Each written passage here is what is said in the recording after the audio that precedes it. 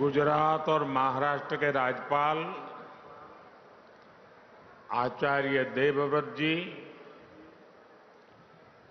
दिल्ली की मुख्यमंत्री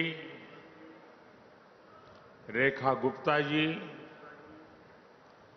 ज्ञान ज्योति महोत्सव आयोजन समिति के चेयरमैन सुरेंद्र कुमार आर्य जी, डीएवी कॉलेज मैनेजिंग कमेटी के प्रेसिडेंट पूनम सूरी जी, वरिष्ठ आर्य सन्यासी स्वामी देवव्रत सरस्वती जी, विभिन्न आर्य प्रतिनिधि सभा के प्रेसिडेंट और वाइस प्रेसिडेंट, देश और दुनिया भर से आए आर्य समाज के सभी व्रती, देवी और सज्जनों, सबसे पहले मुझे आने में विलंब हो गया, इसके लिए आप सबकी क्षमा मांगता हूं।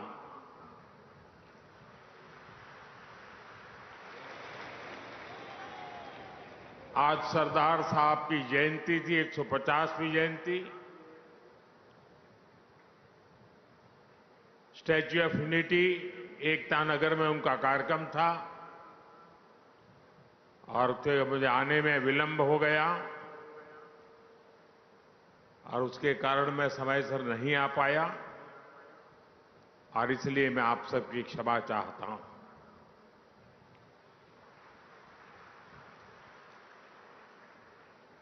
जब हम यहां आए तो प्रारंभ में जो मंत्र सुने, उनकी ऊर्जा अब भी हम सब महसूस कर रहे हैं।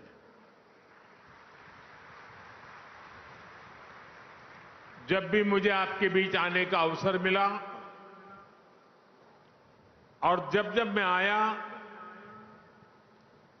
वो अनुभव दैवीय अनुभव होता है, अद्भुत अनुभव होता है। और ये स्वामी दयानंद जी का आशीर्वाद है, उनके आदर्शों के प्रति हम सबकी श्रद्धा है। आप सभी विचारकों से दशकों पुरानी मेरी आत्मीयता है कि मुझे बार बार आपके बीच आने का अवसर मिलता है।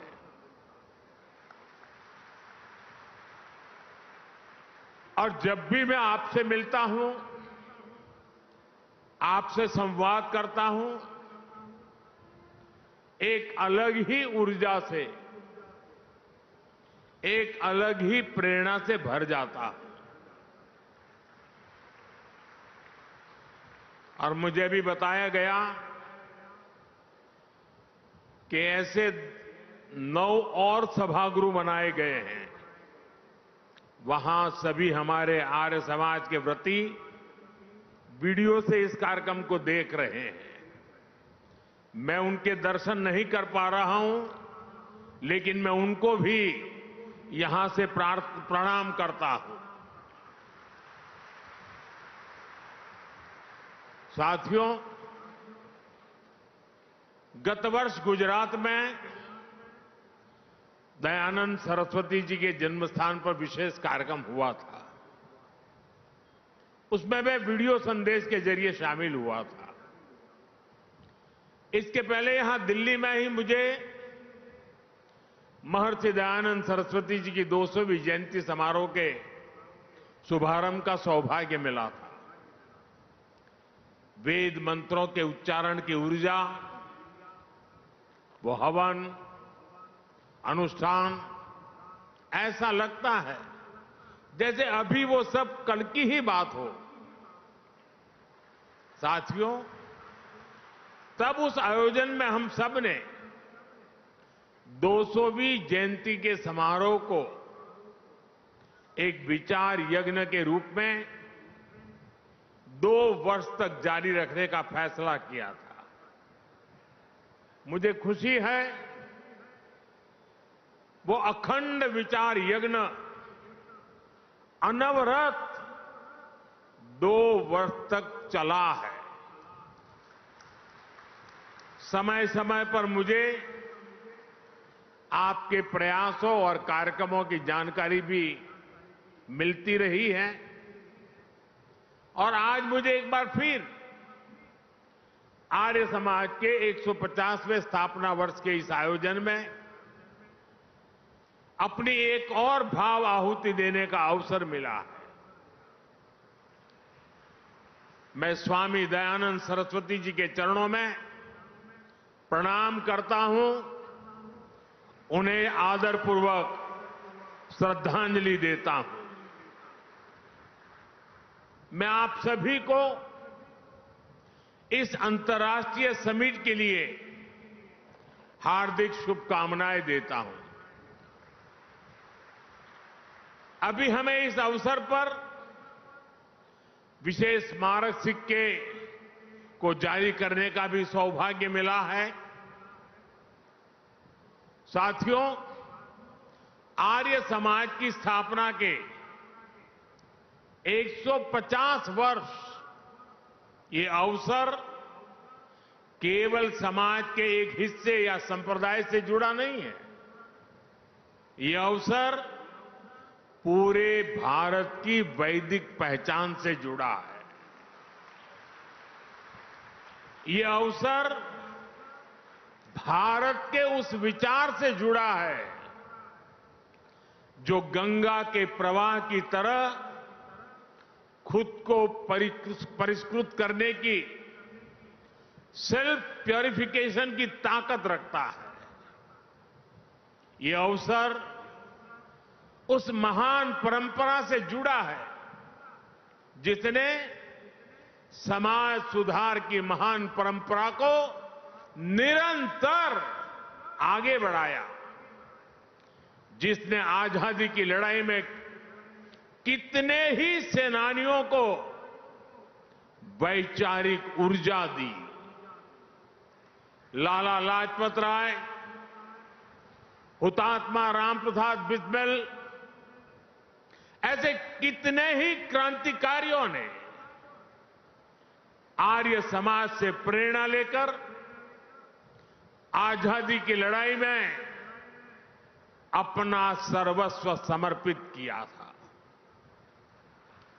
दुर्भाग्य से राजनीतिक कारणों से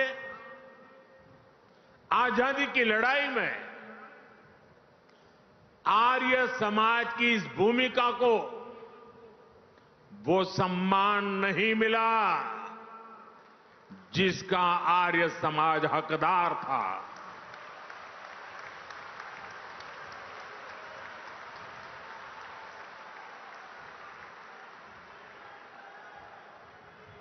साथियों, आर्य समाज अपनी स्थापना से लेकर आज तक प्रबल राष्ट्र भक्तों की संस्था रही है। आर्य समाज निर्भीक होकर भारतीयता की बात करने वाली संस्था रही है। भारत विरोधी कोई भी सोच हो, विदेशी विचारधाराओं को थोपने वाले लोग हो, विभाजनकारी मानसिकता हो, सांस्कृतिक प्रदूषण के दुष्प्रयास हो, आर्य समाज ने हमेशा इनको चुनौती दी है।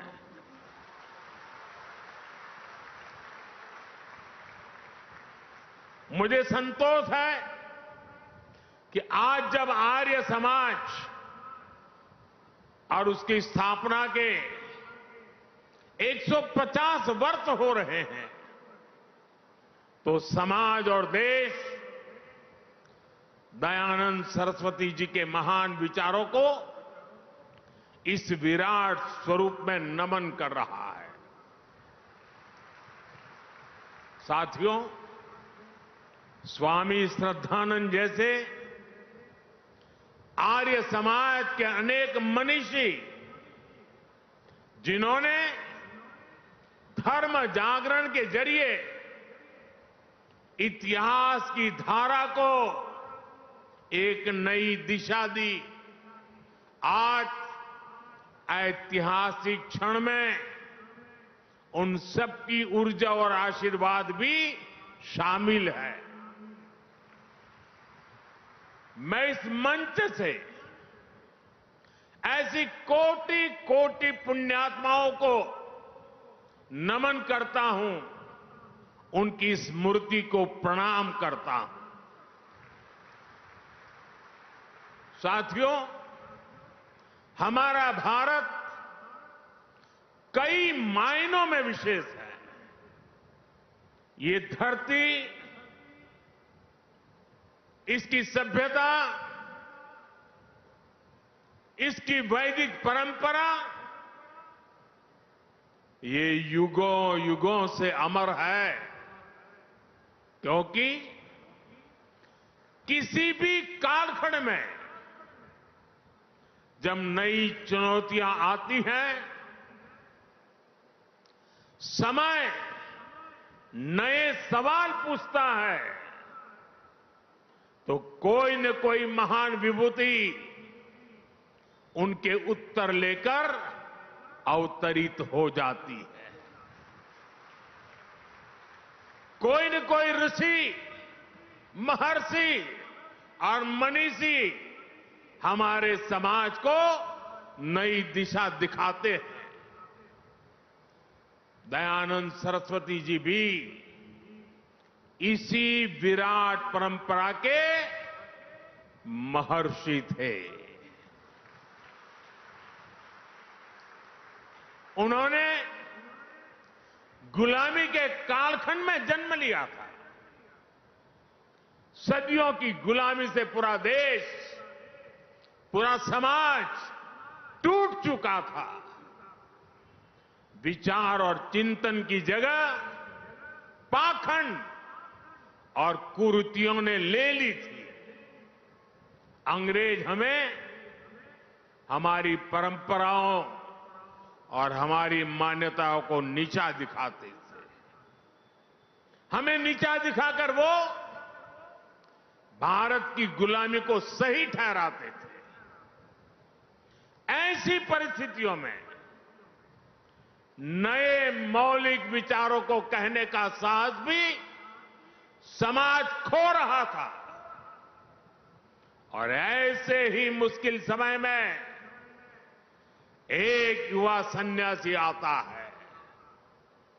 वो हिमालय के निर्जन और कठिन स्थानों में साधना करता है, खुद को तपस्या की कसौटी पर तपाता है और वापस आकर वो हीन भावना में फंसे भारतीय समाज को झकझोरता है।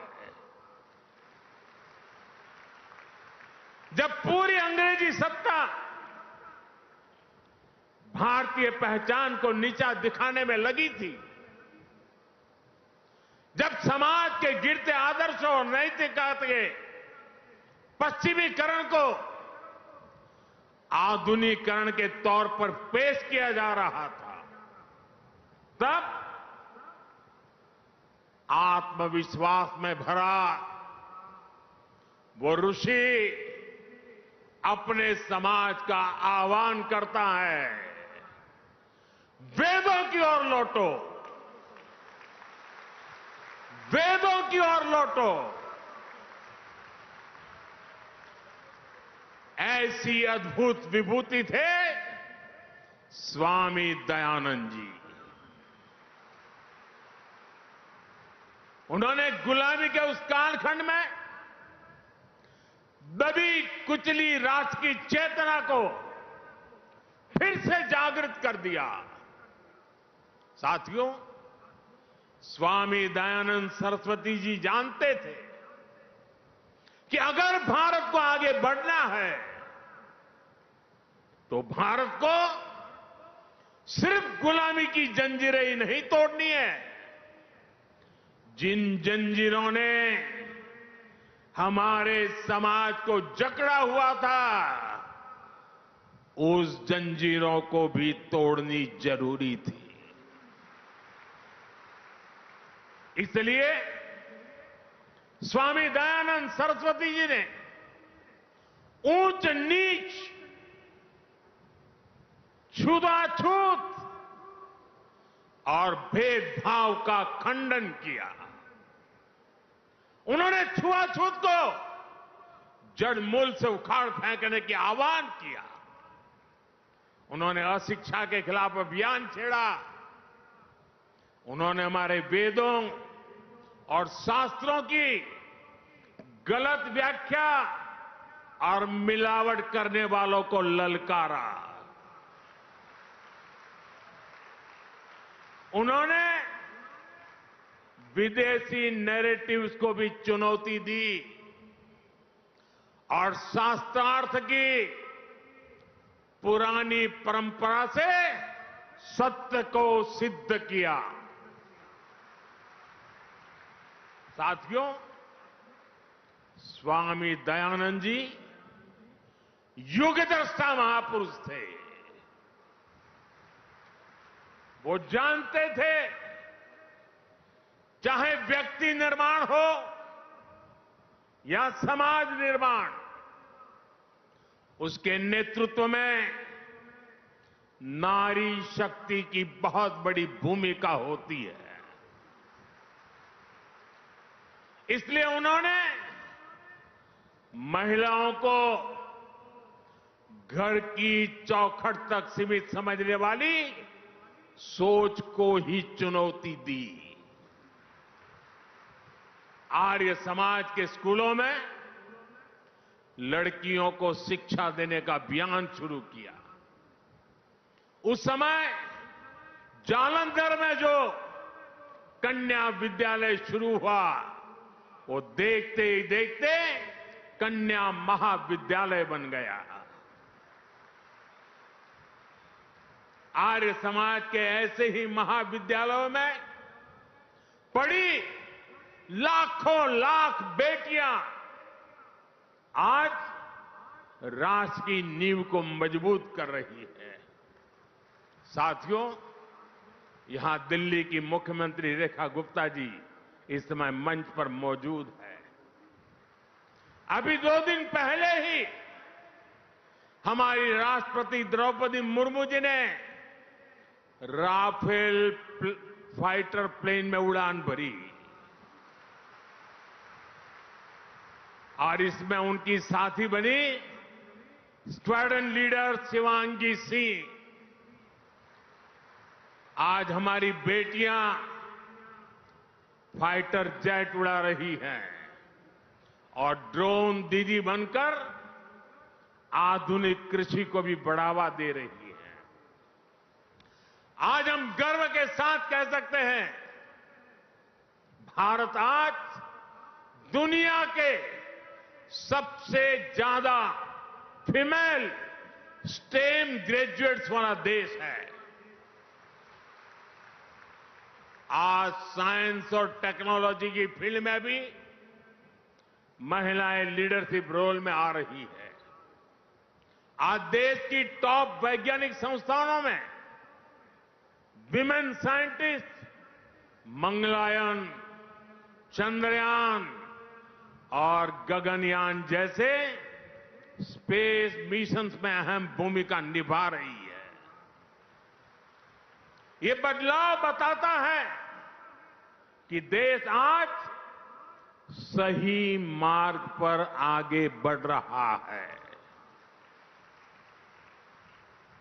देश स्वामी दयानंद जी के सपनों को पूरा कर रहा है।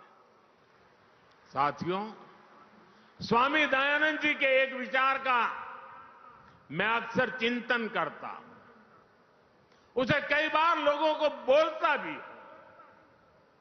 स्वामी जी कहते थे, जो व्यक्ति सबसे कम ग्रहण करता है और सबसे अधिक योगदान देता है, वही परिपक्व है। इन सीमित शब्दों में इतना असाधारण विचार है कि शायद इसकी व्याख्या में कई किताबें लिखी जा सकती हैं। लेकिन किसी विचार की असली ताकत उसके भावार्थ से भी ज्यादा इससे तय होती है वो विचार कितने समय तक जीवित रहता है, वो विचार कितनी जिंदगियों का परिवर्तन करता है। और जब हम इस कसौटी पर महर्षि दयानंद जी के विचारों को कसते हैं, जब हम आर्य समाज के समर्पित लोगों को देखते हैं, तब हमें लगता है कि उनके विचार समय के साथ साथ और अधिक प्रकाशमान हुए हैं। भाइयों और बहनों, स्वामी दयानंद सरस्वती जी ने अपने जीवन में परोपकारिणी सभा की स्थापना की थी। स्वामी जी के लगाए बीज ने विशाल वृक्ष की तरह कितनी ही शाखाओं को विस्तार दिया है। गुरुकुल कांगड़ी, गुरुकुल कुरुक्षेत्र, डीएवी संस्थान एवं अन्य शैक्षणिक संस्थान, ये सभी अपने अपने क्षेत्रों में लगातार काम कर रहे हैं। जब जब देश पर संकट आया है, आर्य समाज के लोगों ने अपना सब कुछ देशवासियों के लिए समर्पित किया है। भारत विभाजन की विभीषिका में सब कुछ गंवाकर भारत आने वाले शरणार्थियों की सहायता, पुनर्वास और शिक्षा, इसमें आर्य समाज ने कितनी बड़ी भूमिका निभाई, ये इतिहास में दर्ज है। आज भी प्राकृतिक आपदाओं के समय पीड़ितों की सेवा में आर्य समाज हमेशा आगे रहता है। भाइयों और बहनों, आर्य समाज के जिन कार्यों का ऋण देश पर है, उनमें एक अहम कार्य देश की गुरुकुल परंपरा को जीवित रखना भी है। एक समय गुरुकुलों की ताकत से ही भारत ज्ञान विज्ञान के शिखर पर था। गुलामी के दौर में इस व्यवस्था पर जानबूझकर प्रहार किए गए। इससे हमारा ज्ञान नष्ट हुआ, हमारे संस्कार नष्ट हुए, नई पीढ़ी कमजोर हुई। आर्य समाज ने आगे आकर ध्वस्त होती गुरुकुल परंपरा को बचाया। यही नहीं, समय के मुताबिक आर्य समाज के गुरुकुलों ने खुद को परिष्कृत भी किया, उसमें आधुनिक शिक्षा का समावेश भी किया। आज जब देश राष्ट्रीय शिक्षा नीति के जरिए एक बार फिर शिक्षा को मूल्यों और चरित्र निर्माण से जोड़ रहा है, तो मैं भारत की इस पवित्र ज्ञान परंपरा की रक्षा के लिए आर्य समाज का आभार भी करता हूं। साथियों, हमारे वेदों का वाक्य है कृण्वन्तो विश्वमार्यम, अर्थात हम पूरे विश्व को श्रेष्ठ बनाएं, उसे श्रेष्ठ विचारों की ओर लेकर के जाएं। स्वामी दयानंद जी ने इसी वेद वाक्य को आर्य समाज का ध्येय वाक्य बनाया।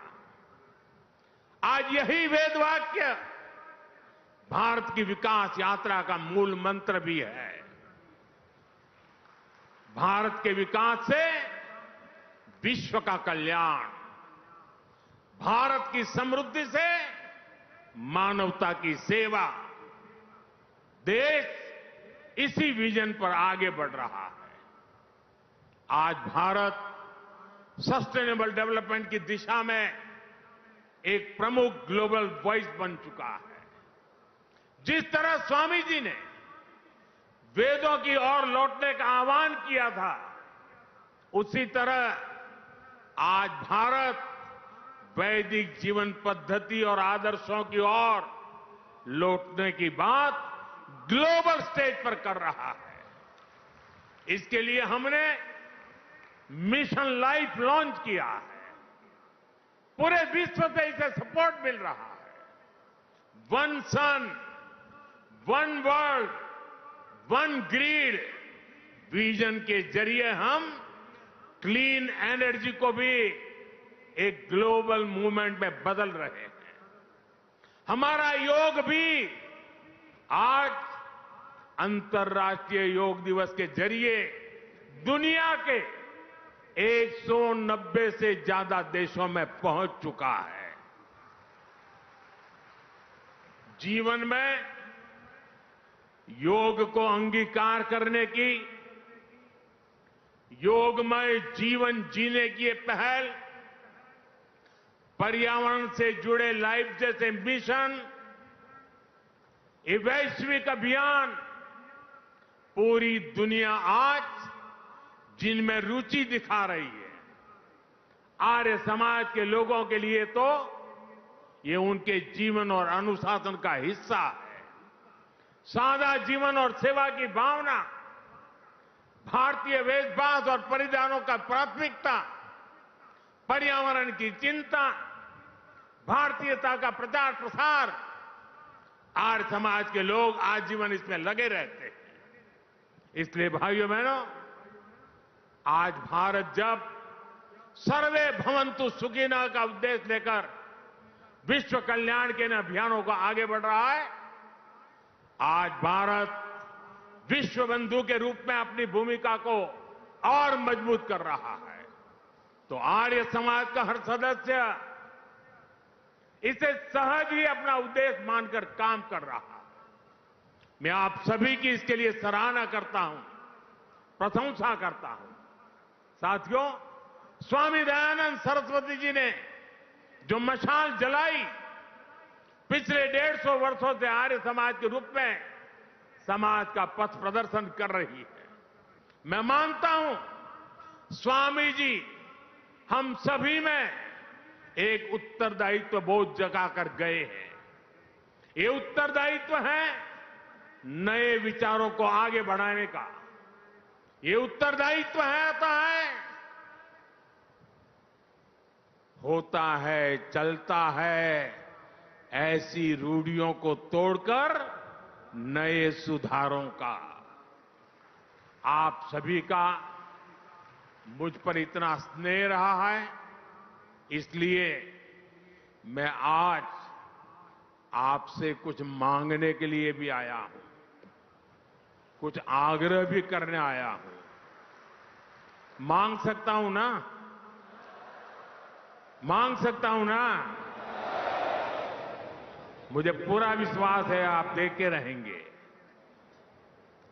राष्ट्र निर्माण के महायज्ञ में आप इतना कुछ पहले से कर रहे हैं।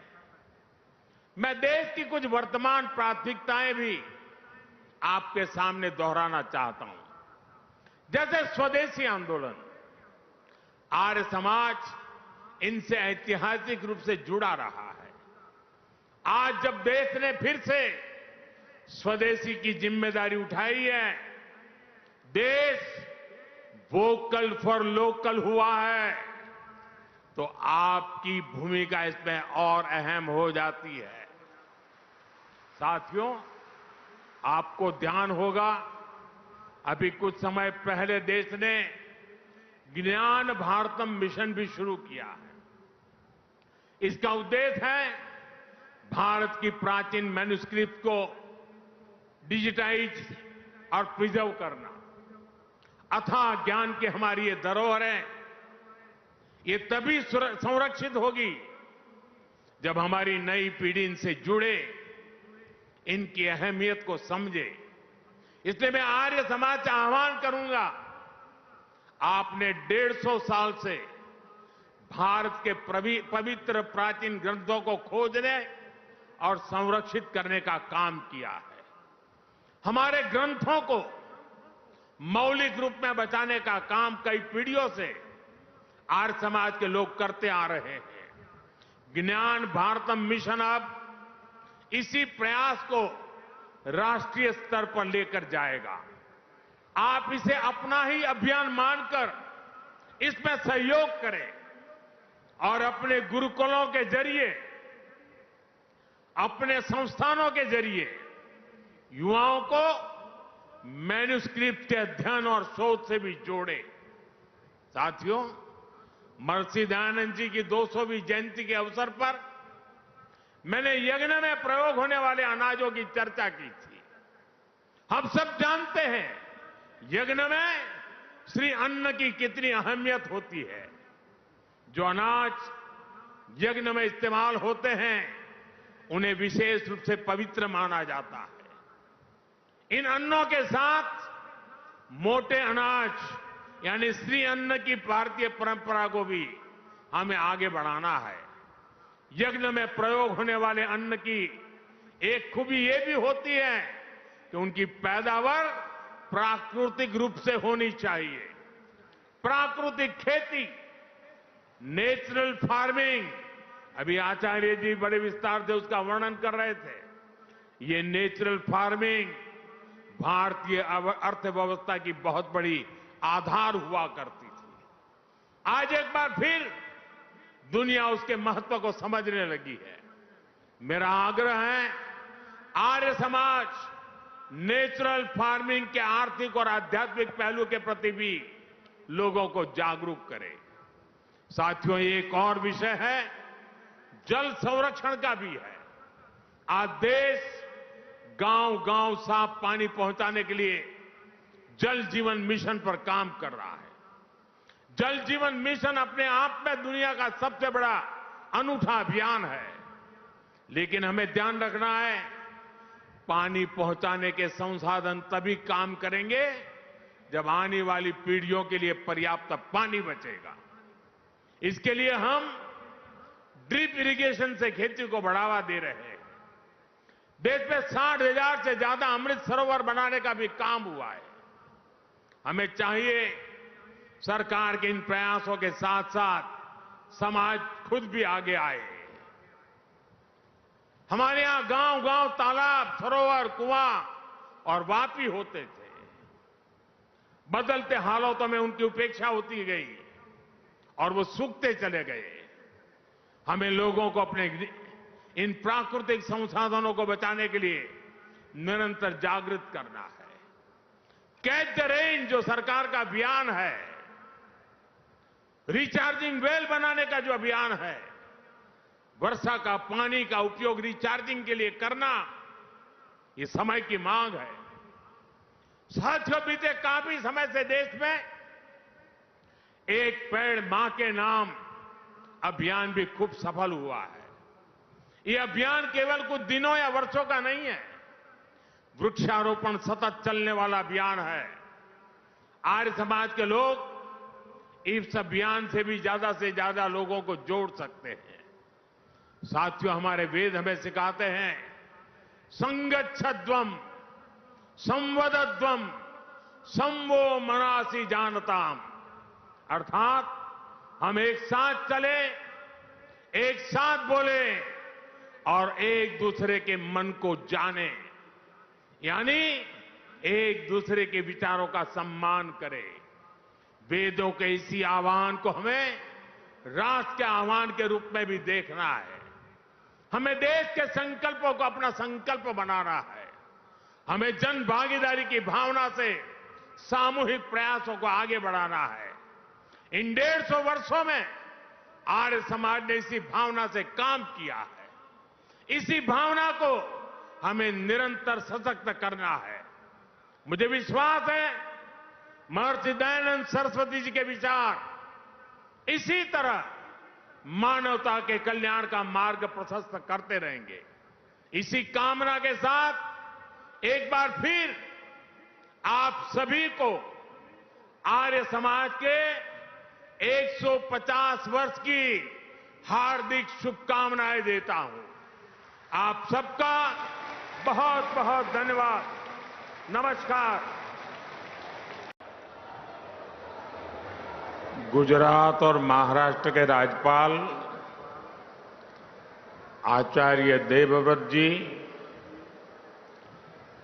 दिल्ली की मुख्यमंत्री रेखा गुप्ता जी,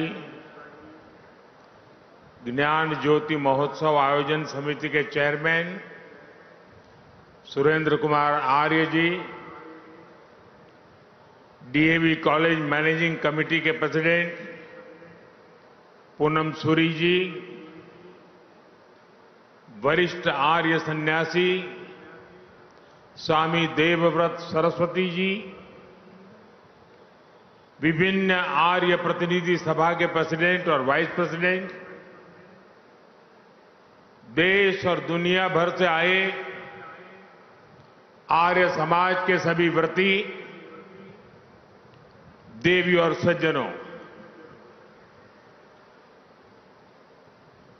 सबसे पहले मुझे आने में विलंब हो गया, इसके लिए आप सबकी क्षमा मांगता हूं।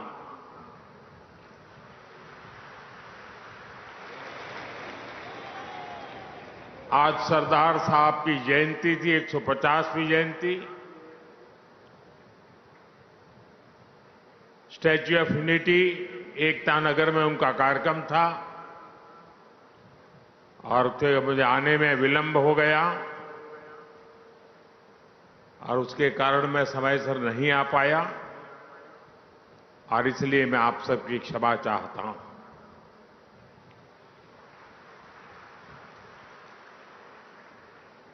जब हम यहां आए तो प्रारंभ में जो मंत्र सुने उनकी ऊर्जा अब भी हम सब महसूस कर रहे हैं।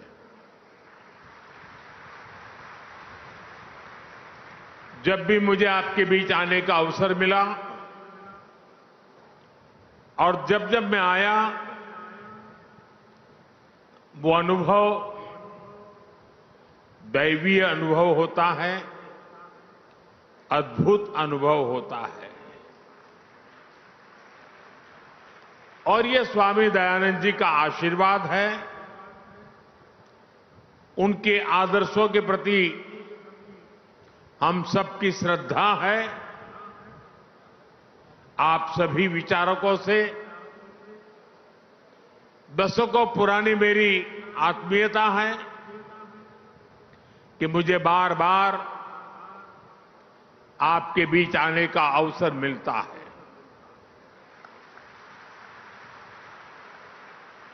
और जब भी मैं आपसे मिलता हूं, आपसे संवाद करता हूं, एक अलग ही ऊर्जा से, एक अलग ही प्रेरणा से भर जाता हूं। और मुझे भी बताया गया कि ऐसे 9 और सभागृह बनाए गए हैं। वहां सभी हमारे आर्य समाज के व्रती वीडियो से इस कार्यक्रम को देख रहे हैं। मैं उनके दर्शन नहीं कर पा रहा हूं, लेकिन मैं उनको भी यहां से प्रणाम करता हूं। साथियों,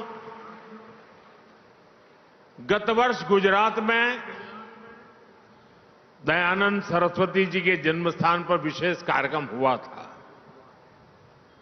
उसमें मैं वीडियो संदेश के जरिए शामिल हुआ था। इसके पहले यहां दिल्ली में ही मुझे महर्षि दयानंद सरस्वती जी की 200वीं जयंती समारोह के शुभारंभ का सौभाग्य मिला था। वेद मंत्रों के उच्चारण की ऊर्जा, वो हवन, अनुष्ठान, ऐसा लगता है जैसे अभी वो सब कल की ही बात हो। साथियों, तब उस आयोजन में हम सब ने 200वीं जयंती के समारोह को एक विचार यज्ञ के रूप में 2 वर्ष तक जारी रखने का फैसला किया था। मुझे खुशी है वो अखंड विचार यज्ञ अनवरत 2 वर्ष तक चला है। समय समय पर मुझे आपके प्रयासों और कार्यक्रमों की जानकारी भी मिलती रही है और आज मुझे एक बार फिर आर्य समाज के 150वें स्थापना वर्ष के इस आयोजन में अपनी एक और भाव आहुति देने का अवसर मिला है। मैं स्वामी दयानंद सरस्वती जी के चरणों में प्रणाम करता हूं, उन्हें आदरपूर्वक श्रद्धांजलि देता हूं। मैं आप सभी को इस अंतर्राष्ट्रीय समिट के लिए हार्दिक शुभकामनाएं देता हूं। अभी हमें इस अवसर पर विशेष स्मारक सिक्के को जारी करने का भी सौभाग्य मिला है। साथियों, आर्य समाज की स्थापना के 150 वर्ष, ये अवसर केवल समाज के एक हिस्से या संप्रदाय से जुड़ा नहीं है। ये अवसर पूरे भारत की वैदिक पहचान से जुड़ा है। ये अवसर भारत के उस विचार से जुड़ा है जो गंगा के प्रवाह की तरह खुद को परिष्कृत करने की, सेल्फ प्यूरिफिकेशन की ताकत रखता है। ये अवसर उस महान परंपरा से जुड़ा है जिसने समाज सुधार की महान परंपरा को निरंतर आगे बढ़ाया, जिसने आजादी की लड़ाई में कितने ही सेनानियों को वैचारिक ऊर्जा दी। लाला लाजपत राय, हुतात्मा राम प्रसाद बिस्मिल, ऐसे कितने ही क्रांतिकारियों ने आर्य समाज से प्रेरणा लेकर आजादी की लड़ाई में अपना सर्वस्व समर्पित किया था। दुर्भाग्य से, राजनीतिक कारणों से आजादी की लड़ाई में आर्य समाज की इस भूमिका को वो सम्मान नहीं मिला जिसका आर्य समाज हकदार था।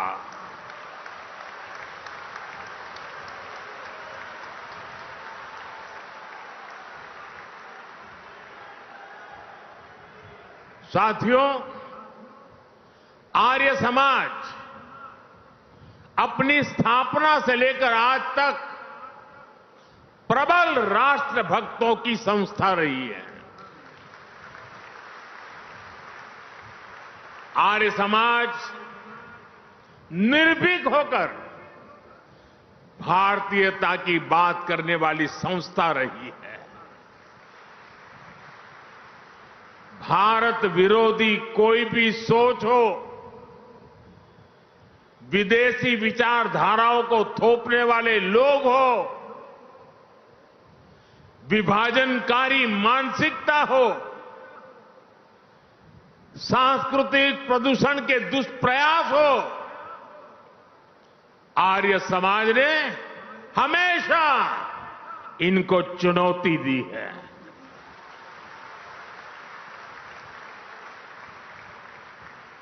मुझे संतोष है कि आज जब आर्य समाज और उसकी स्थापना के 150 वर्ष हो रहे हैं, तो समाज और देश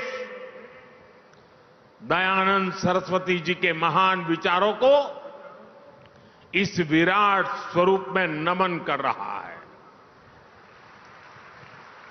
साथियों, स्वामी श्रद्धानंद जैसे आर्य समाज के अनेक मनीषी, जिन्होंने धर्म जागरण के जरिए इतिहास की धारा को एक नई दिशा दी, आज ऐतिहासिक क्षण में उन सबकी ऊर्जा और आशीर्वाद भी शामिल है। मैं इस मंच से ऐसी कोटि कोटि पुण्यात्माओं को नमन करता हूं, उनकी स्मृति को प्रणाम करता हूं। साथियों, हमारा भारत कई मायनों में विशेष है। ये धरती, इसकी सभ्यता, इसकी वैदिक परंपरा, ये युगों युगों से अमर है, क्योंकि किसी भी कालखंड में जब नई चुनौतियां आती हैं, समय नए सवाल पूछता है,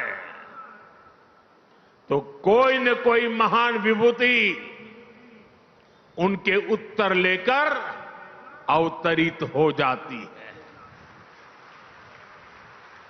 कोई न कोई ऋषि, महर्षि और मनीषी हमारे समाज को नई दिशा दिखाते हैं। दयानंद सरस्वती जी भी इसी विराट परंपरा के महर्षि थे। उन्होंने गुलामी के कालखंड में जन्म लिया था। सदियों की गुलामी से पूरा देश, पूरा समाज टूट चुका था। विचार और चिंतन की जगह पाखंड और कुरीतियों ने ले ली थी। अंग्रेज हमें हमारी परंपराओं और हमारी मान्यताओं को नीचा दिखाते थे। हमें नीचा दिखाकर वो भारत की गुलामी को सही ठहराते थे। ऐसी परिस्थितियों में नए मौलिक विचारों को कहने का साहस भी समाज खो रहा था। और ऐसे ही मुश्किल समय में एक युवा सन्यासी आता है। वो हिमालय के निर्जन और कठिन स्थानों में साधना करता है, खुद को तपस्या की कसौटी पर तपाता है, और वापस आकर वो हीन भावना में फंसे भारतीय समाज को झकझोरता है। जब पूरी अंग्रेजी सत्ता भारतीय पहचान को नीचा दिखाने में लगी थी,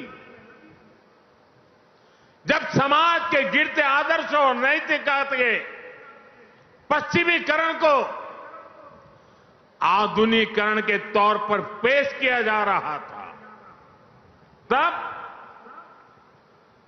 आत्मविश्वास में भरा वो ऋषि अपने समाज का आह्वान करता है, वेदों की ओर लौटो,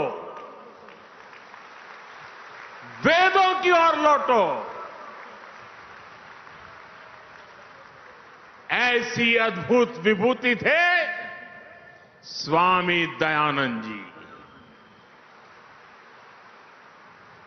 उन्होंने गुलामी के उस कालखंड में दबी कुचली राष्ट्र की चेतना को फिर से जागृत कर दिया। साथियों, स्वामी दयानंद सरस्वती जी जानते थे कि अगर भारत को आगे बढ़ना है तो भारत को सिर्फ गुलामी की जंजीरें ही नहीं तोड़नी है। जिन जंजीरों ने हमारे समाज को जकड़ा हुआ था, उस जंजीरों को भी तोड़नी जरूरी थी। इसलिए स्वामी दयानंद सरस्वती जी ने ऊंच नीच, छूताछूत और भेदभाव का खंडन किया। उन्होंने छुआछूत को जड़ मूल से उखाड़ फेंकने की आह्वान किया।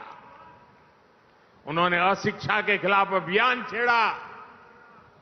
उन्होंने हमारे वेदों और शास्त्रों की गलत व्याख्या और मिलावट करने वालों को ललकारा। उन्होंने विदेशी नैरेटिव्स को भी चुनौती दी और शास्त्रार्थ की पुरानी परंपरा से सत्य को सिद्ध किया। साथियों, स्वामी दयानंद जी युगदृष्टा महापुरुष थे। वो जानते थे चाहे व्यक्ति निर्माण हो या समाज निर्माण, उसके नेतृत्व में नारी शक्ति की बहुत बड़ी भूमिका होती है। इसलिए उन्होंने महिलाओं को घर की चौखट तक सीमित समझने वाली सोच को ही चुनौती दी। आर्य समाज के स्कूलों में लड़कियों को शिक्षा देने का अभियान शुरू किया। उस समय जालंधर में जो कन्या विद्यालय शुरू हुआ, वो देखते ही देखते कन्या महाविद्यालय बन गया। आर्य समाज के ऐसे ही महाविद्यालयों में पढ़ी लाखों लाख बेटियां आज राष्ट्र की नींव को मजबूत कर रही है। साथियों, यहां दिल्ली की मुख्यमंत्री रेखा गुप्ता जी इस समय मंच पर मौजूद है। अभी 2 दिन पहले ही हमारी राष्ट्रपति द्रौपदी मुर्मू जी ने राफेल फाइटर प्लेन में उड़ान भरी और इसमें उनकी साथी बनी स्क्वाड्रन लीडर शिवांगी सिंह। आज हमारी बेटियां फाइटर जेट उड़ा रही हैं और ड्रोन दीदी बनकर आधुनिक कृषि को भी बढ़ावा दे रही है। आज हम गर्व के साथ कह सकते हैं, भारत आज दुनिया के सबसे ज्यादा फीमेल स्टेम ग्रेजुएट्स वाला देश है। आज साइंस और टेक्नोलॉजी की फील्ड में भी महिलाएं लीडरशिप रोल में आ रही है। आज देश की टॉप वैज्ञानिक संस्थानों में विमेन साइंटिस्ट मंगलयान, चंद्रयान और गगनयान जैसे स्पेस मिशंस में अहम भूमिका निभा रही है। ये बदलाव बताता है कि देश आज सही मार्ग पर आगे बढ़ रहा है। देश स्वामी दयानंद जी के सपनों को पूरा कर रहा है। साथियों, स्वामी दयानंद जी के एक विचार का मैं अक्सर चिंतन करता हूं, उसे कई बार लोगों को बोलता भी हूं। स्वामी जी कहते थे, जो व्यक्ति सबसे कम ग्रहण करता है और सबसे अधिक योगदान देता है, वही परिपक्व है। इन सीमित शब्दों में इतना असाधारण विचार है कि शायद इसकी व्याख्या में कई किताबें लिखी जा सकती हैं। लेकिन किसी विचार की असली ताकत उसके भावार्थ से भी ज्यादा इससे तय होती है। वो विचार कितने समय तक जीवित रहता है, वो विचार कितनी जिंदगियों का परिवर्तन करता है। और जब हम इस कसौटी पर महर्षि दयानंद जी के विचारों को कसते हैं, जब हम आर्य समाज के समर्पित लोगों को देखते हैं, तब हमें लगता है कि उनके विचार समय के साथ साथ और अधिक प्रकाशमान हुए हैं। भाइयों और बहनों, स्वामी दयानंद सरस्वती जी ने अपने जीवन में परोपकारिणी सभा की स्थापना की थी। स्वामी जी के लगाए बीज ने विशाल वृक्ष की तरह कितनी ही शाखाओं को विस्तार दिया है। गुरुकुल कांगड़ी, गुरुकुल कुरुक्षेत्र, डीएवी संस्थान एवं अन्य शैक्षणिक संस्थान, ये सभी अपने अपने क्षेत्रों में लगातार काम कर रहे हैं। जब जब देश पर संकट आया है, आर्य समाज के लोगों ने अपना सब कुछ देशवासियों के लिए समर्पित किया है।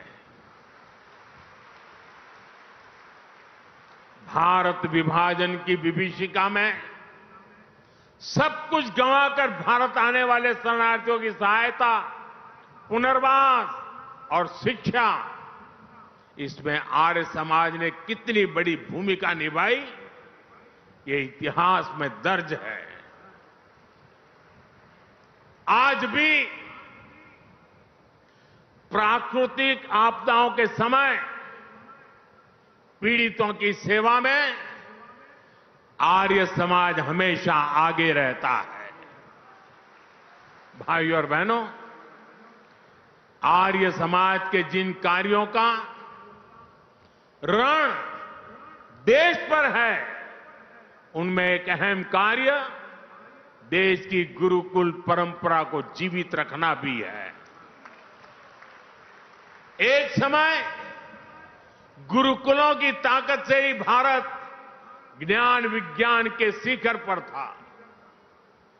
गुलामी के दौर में इस व्यवस्था पर जानबूझकर प्रहार किए गए। इससे हमारा ज्ञान नष्ट हुआ, हमारे संस्कार नष्ट हुए, नई पीढ़ी कमजोर हुई।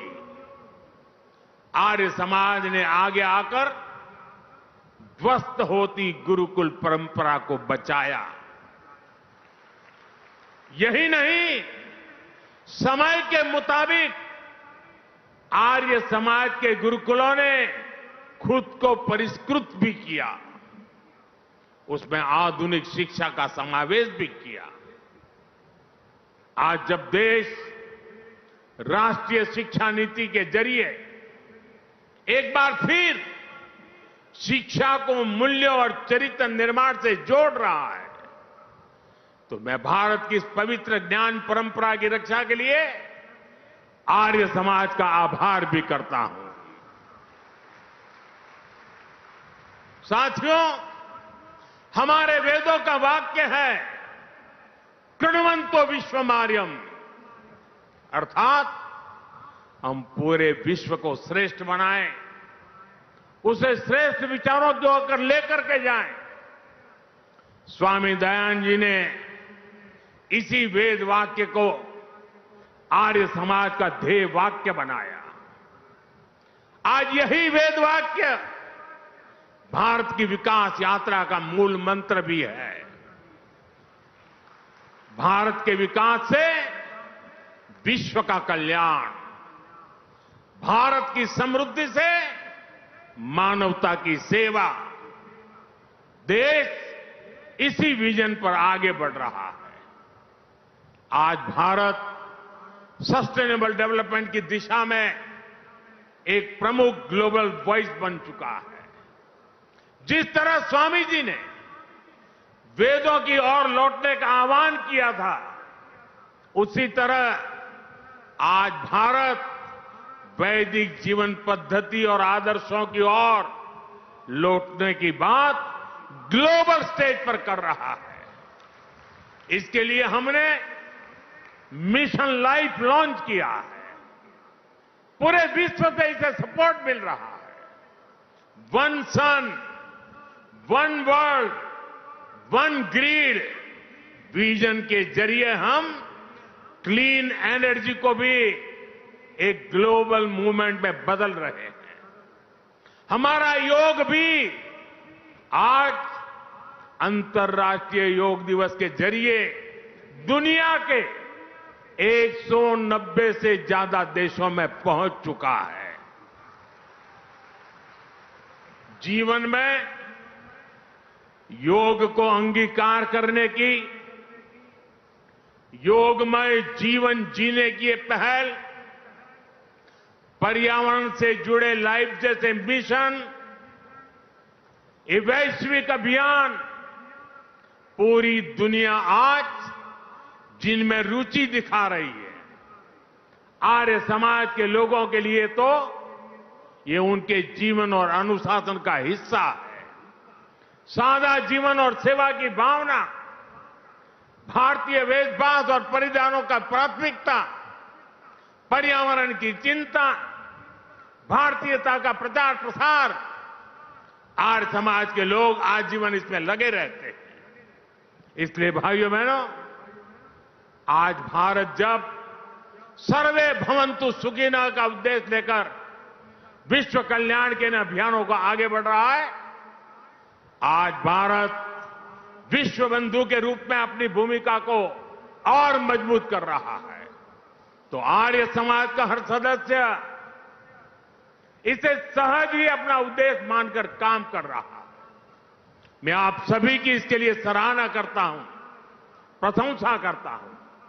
साथियों, स्वामी दयानंद सरस्वती जी ने जो मशाल जलाई, पिछले 150 वर्षों से आर्य समाज के रूप में समाज का पथ प्रदर्शन कर रही है। मैं मानता हूं स्वामी जी हम सभी में एक उत्तरदायित्व बोझ जगा कर गए हैं। ये उत्तरदायित्व है नए विचारों को आगे बढ़ाने का। ये उत्तरदायित्व होता है, चलता है, ऐसी रूढ़ियों को तोड़कर नए सुधारों का। आप सभी का मुझ पर इतना स्नेह रहा है, इसलिए मैं आज आपसे कुछ मांगने के लिए भी आया हूं, कुछ आग्रह भी करने आया हूं। मांग सकता हूं ना? मांग सकता हूं ना? मुझे पूरा विश्वास है आप देखते रहेंगे। राष्ट्र निर्माण के महायज्ञ में आप इतना कुछ पहले से कर रहे हैं। मैं देश की कुछ वर्तमान प्राथमिकताएं भी आपके सामने दोहराना चाहता हूं। जैसे स्वदेशी आंदोलन, आर्य समाज इनसे ऐतिहासिक रूप से जुड़ा रहा है। आज जब देश ने फिर से स्वदेशी की जिम्मेदारी उठाई है, देश वोकल फॉर लोकल हुआ है, तो आपकी भूमिका इसमें और अहम हो जाती है। साथियों, आपको ध्यान होगा, अभी कुछ समय पहले देश ने ज्ञान भारतम मिशन भी शुरू किया है। इसका उद्देश्य है भारत की प्राचीन मैन्युस्क्रिप्ट को डिजिटाइज और प्रिजर्व करना। अथाह ज्ञान की हमारी ये धरोहर है, ये तभी संरक्षित होगी जब हमारी नई पीढ़ी इनसे जुड़े, इनकी अहमियत को समझे। इसलिए मैं आर्य समाज से आह्वान करूंगा, आपने 150 साल से भारत के पवित्र प्राचीन ग्रंथों को खोजने और संरक्षित करने का काम किया है।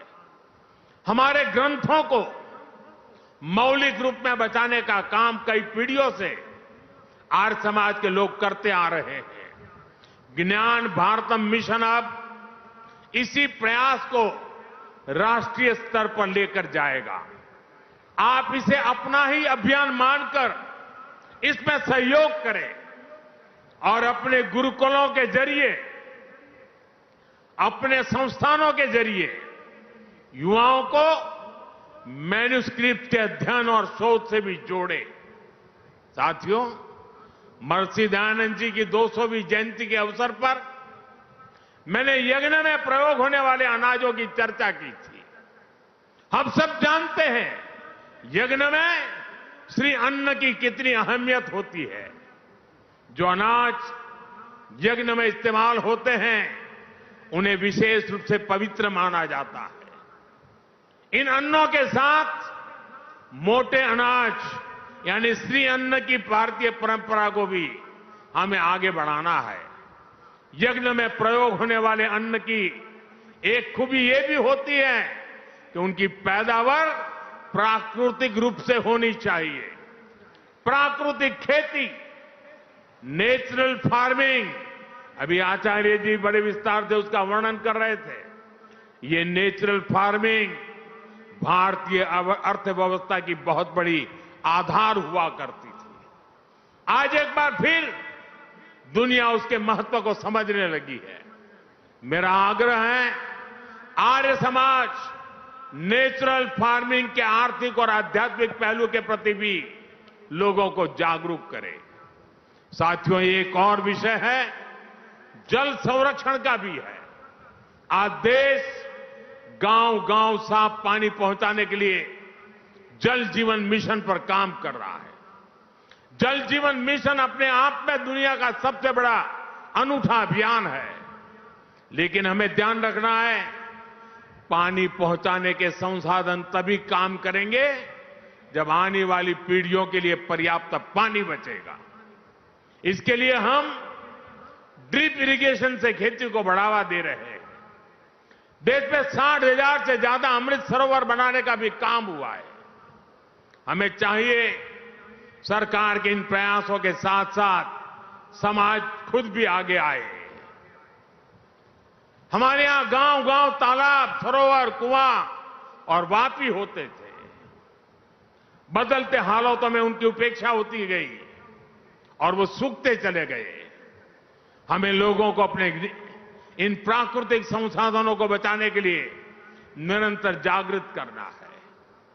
कैच द रेन जो सरकार का अभियान है, रिचार्जिंग वेल बनाने का जो अभियान है, वर्षा का पानी का उपयोग रिचार्जिंग के लिए करना, ये समय की मांग है। साथियों, बीते काफी समय से देश में एक पेड़ मां के नाम अभियान भी खूब सफल हुआ है।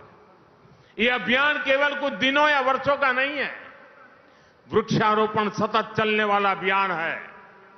आर्य समाज के लोग इस अभियान से भी ज्यादा से ज्यादा लोगों को जोड़ सकते हैं। साथियों, हमारे वेद हमें सिखाते हैं, संगच्छध्वम संवदध्वम संवो मनासी जानताम, अर्थात हम एक साथ चले, एक साथ बोले और एक दूसरे के मन को जाने। यानी एक दूसरे के विचारों का सम्मान करें। वेदों के इसी आह्वान को हमें राष्ट्र के आह्वान के रूप में भी देखना है। हमें देश के संकल्पों को अपना संकल्प बनाना है। हमें जन भागीदारी की भावना से सामूहिक प्रयासों को आगे बढ़ाना है। इन 150 वर्षों में आर्य समाज ने इसी भावना से काम किया है। इसी भावना को हमें निरंतर सशक्त करना है। मुझे विश्वास है महर्षि दयानंद सरस्वती जी के विचार इसी तरह मानवता के कल्याण का मार्ग प्रशस्त करते रहेंगे। इसी कामना के साथ एक बार फिर आप सभी को आर्य समाज के 150 वर्ष की हार्दिक शुभकामनाएं देता हूं। आप सबका बहुत बहुत धन्यवाद। नमस्कार।